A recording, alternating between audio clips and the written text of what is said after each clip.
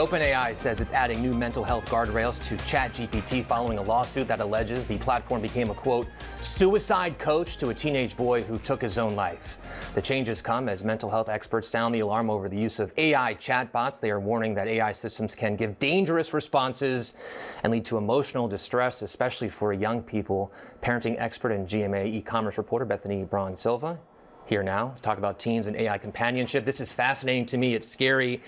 You know, I thought it was scary for these kids to grow up in a world of social media. AI chatbots is something I think no parent was thinking of. So what's going on with this? Well, these are different than, the devices that we're using that give us directions or the weather, right? These AI companions are designed to mimic friendship, so they can hold deep conversations. They remember preferences, and they can even act empathetically, right? So for the adolescent stage, this is quite appealing, but you have to remember, this is not real empathy. It's not real friendship. And as the numbers, more and more teens are turning to these AI companions, a lot of confusion is happening. And of course, it is very concerning for us parents. Why is this happening? Is it an isolation thing for these kids? Is it, afraid to talk to their parents? What is all of this? Why is it happening? There's three things that we're seeing. One is just pure boredom, right? The other is curiosity. And then there really is this sort of epidemic of loneliness. So they're turning to these AI companions because there's constant validation happening, right? The AI companion is never going to push back, never really provide any conflict. It's always going to say yes, and it's always on. So 2 a.m., 3 a.m., you always have a friend at the ready. But again, this always on, always positive attitude is not what teens need at that moment. They need boundaries. They need pushback. In the real world, face-to-face connections, there's conflict and nuance, and that is not being portrayed on these AI companions. So is this an access thing where these kids can access this technology? Is this up to the parents, the AI companies? Who's responsible at the end of the day? Well, I think really a lot of it does fall on parents, right? We have to get really curious. It is our job to be having these conversations all the time, not just in moments of crisis. Checking in with your kids. Are you using an AI companion? How do you feel when you're using it? What is it fulfilling in you? I think we have to get incredibly curious, get involved, and remind our kids that we are here to talk, and that this is not, because of the constant validation, this really isn't the kind of development that our teens need at this stage. They need the boundaries, they need the pushback. So it really is up to the parents to get curious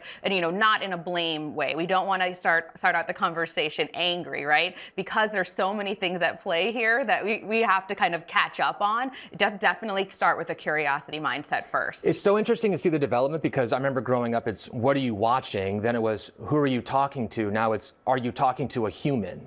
Right. Like, where do we stop with this? Well, I don't know where it's going to end. All I can say is if you think back to when you were a teen, right? And if everything that came out of your mouth, I'm raising a teenage boy, if everything that came out of his mouth, I said, yes, honey, you're absolutely right. That's a great idea. We'd all be in trouble. So I think, these AI companions, they're not, as we saw, they're not set up to provide responses to serious things like depression or self-harm. In fact, the responses can sometimes be more harmful. So it really is up to us as parents, up to the makers of these generative AI platforms to take a lot of responsibility, and hopefully some more guardrails will be put in place. But at home, you can do a family media contract. I talk about that a lot, something that all the family members have to be held accountable to, and just keep having that ongoing conversation. The suicide stuff just takes this to another level.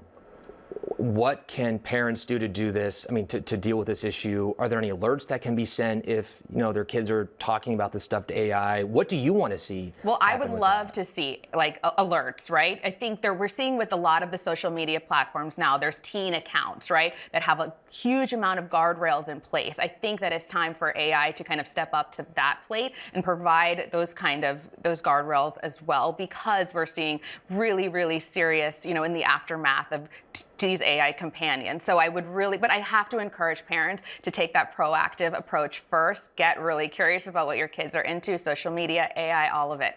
Have those conversations. And just talk. Don't keep typing and absolutely. Doing all that. Bethany, thank you so much for joining us. Thank you. And as always, this is very important too. If you or a loved one are struggling with suicidal thoughts, you can call or text the suicide hotline. It's 988.